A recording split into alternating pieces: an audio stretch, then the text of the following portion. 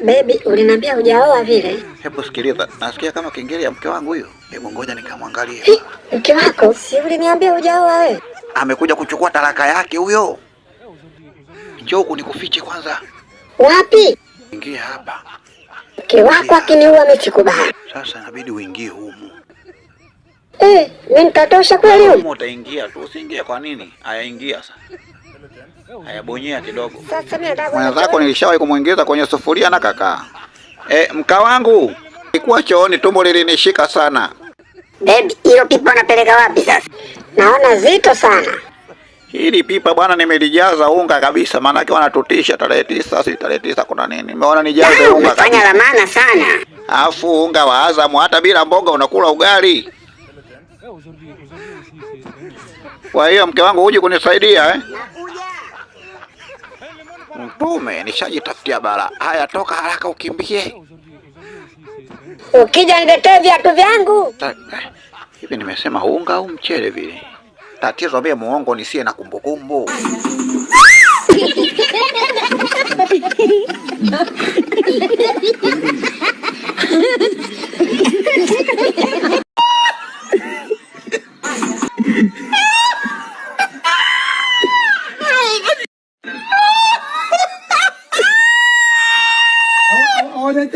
Baby, uliniambia hujaoa vile. Hebu sikiliza, nasikia kama kengele ya mke wangu huyo. Hebu ngoja nikamwangalie.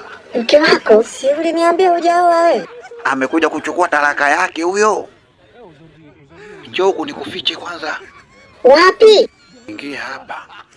Mke wako akiniua misikubali. Sasa inabidi uingie humu. Mimi nitatosha kweli humu? Utaingia tu, usiingie kwa nini? Haya, ingia sasa. Haya, bonyea kidogo. Sasa mimi nataka mwenzako nilishawahi kumuingiza kwenye sufuria na kakaa. Mka wangu, nilikuwa chooni tumbo lilinishika sana. Baby, hilo pipa unapeleka wapi sasa? Naona zito sana. Hili pipa bwana nimelijaza unga kabisa, maana yake wanatutisha tarehe 9, si tarehe 9 kuna nini? Nimeona nijaze unga kabisa. Fanya la maana sana. Alafu unga wa Azam hata bila mboga unakula ugali. Kwa hiyo mke wangu uje kunisaidia Mtume, nishajitafutia bala. Haya, toka haraka ukimbie.